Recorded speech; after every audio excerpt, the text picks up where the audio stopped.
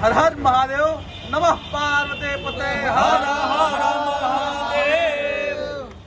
500 साल की कड़ी तपस्या के बाद राम मंदिर का सौभाग्य हम सनातनियों को प्राप्त हुआ है और उस सौभाग्य के फलस्वरूप 22 तारीख को प्रभु श्री राम के धाम अयोध्या में प्राण प्रतिष्ठा होने जा रहा है प्रभु श्री राम लला का।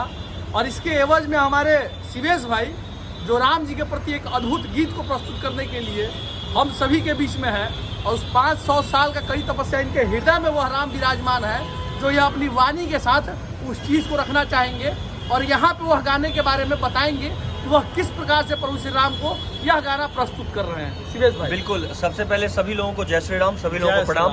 और एक्चुअली है क्या कि भगवान राम सबके लिए बने हैं, ऐसा नहीं है कि मतलब केवल हमारे लिए और इनके लिए बने हैं। जो लोग रामायण देखे उनके लिए भगवान बने हैं। बिल्कुल। तो मेरे कहने का मतलब ये है कि आज हम लोग जो शूट कर रहे हैं एक भजन बहुत ही प्यारा है, जैसे वो था ना कि राम राम मेरे आए दीप जगमगाए, ये गाने का लाइन है मेरा। और एक गाना आपने सुना था पहले जो स्वाति मिश्रा जी ने गाया था कि राम आएंगे तो अंगना सजाऊंगी।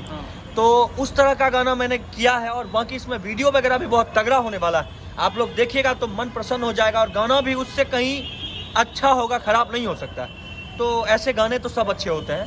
बाकी हमने कोशिश किया है और इसमें फिल्माया गया है, कई सारे वीडियो इसमें मिला के बनाए जाएंगे और 5 जनवरी को दिन के 12 बजे ये गाना रिलीज होगा। अच्छा, तो मान लेते हैं कि अयोध्या में दीपोत्सव होगा। हाँ? तो बिहार में सारे लोग चाहे भारत के कोने कोने में सनातनियों को दीपोत्सव मनाना चाहिए। 100% मनाना चाहिए, जैसे दीपावली मनाते हैं। तो इस दिन भी 22 तारीख को भी दीपोत्सव होना चाहिए और हम लोग चाहेंगे कि 22 तारीख को अयोध्या चले।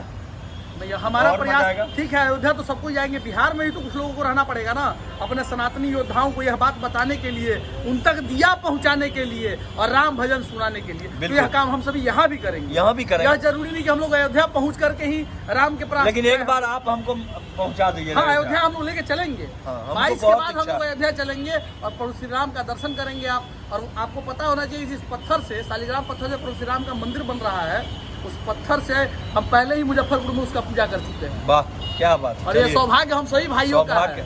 सौभाग्य भोलेनाथ से बस एक ही बात कहें, श्री राम जी से एक ही बात कहेंगे कि सौभाग्य हमारा तब होगा जब दर्शन आपका पाएंगे, हृदय कमल खिल जाएगा जब आप मेरे द्वार पर आएंगे। जय श्री राम।